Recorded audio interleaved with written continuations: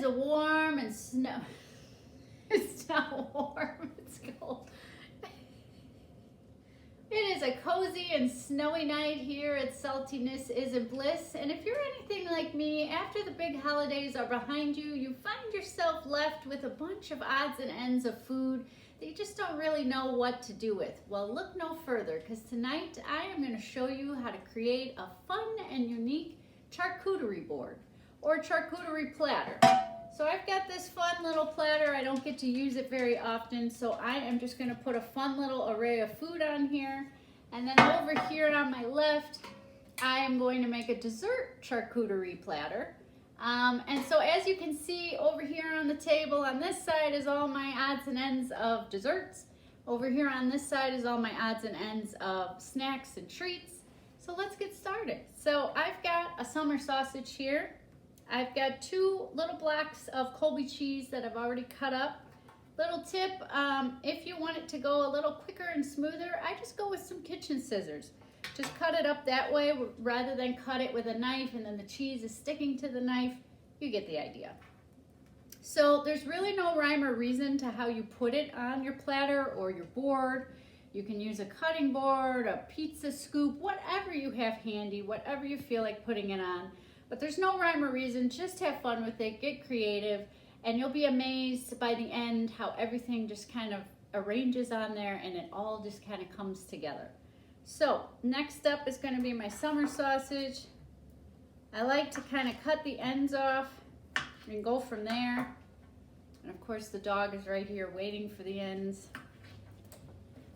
So you can cut that any size, any way you like.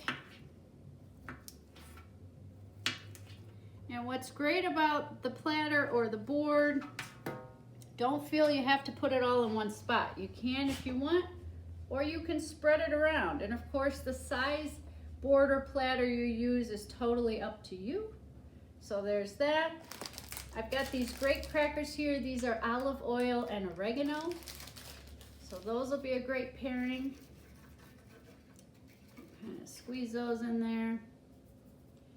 2 different types of pickles here. These are the snacking pickles that I have featured on my channel. This is just delicious dill. These are the spicy ones. So I am going to make sure to separate those on there because I don't want to accidentally bite into a spicy one. So I'm going to put my regular ones there. Some spicy ones down at the bottom here. The foods you use on your charcuterie, totally up to you. Just have fun. Go through your pantry, go through your cabinets, figure out what you have that you want to use up, get rid of. I've got some great, unique almond and cashew blend over here and a unique flavored cashew here. So I'm going to add those in there.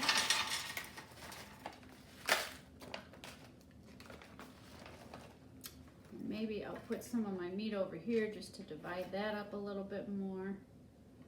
There we go. And then put some of those, whoops, other nut mixture at the bottom.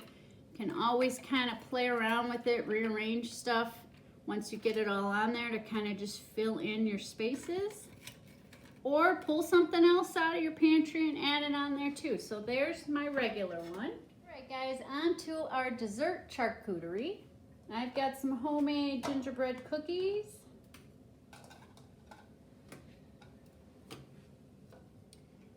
That aside. Hot cocoa candy canes. Make a little heart over here. Chocolate covered cherries. Whoops. There we go. Some shortbreads.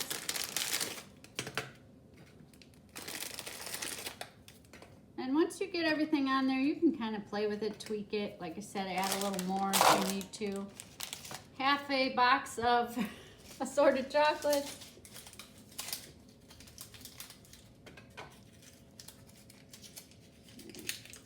That one is stuck in there. There we go. A random truffle. Just throw that in there for fun. And these are some packaged cookies with like a fruit filling in them. So yummy. And then a peppermint bar that I'm just going to break up a little bit and just kind of randomly spread throughout.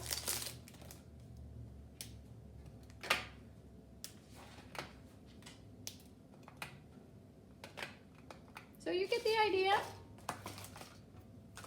Have fun with it, get creative, add in there so many different flavors, so many different colors.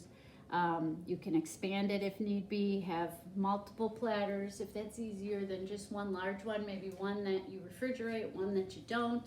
The great thing about these is you don't have to eat them right away. So if there are things on it like the sausage and the cheese, she just sneezed on my leg, like the sausage and the cheese that needs to go in the fridge, just cover it really tight with some plastic wrap.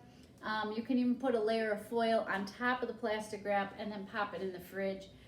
It can last, anywhere up to a couple days, a few days, as long as your meat hasn't sat out for too long at room temp. And that's about it. So thanks so much for watching. Now go get creative and make your own charcuterie board for you and your family. See you next time.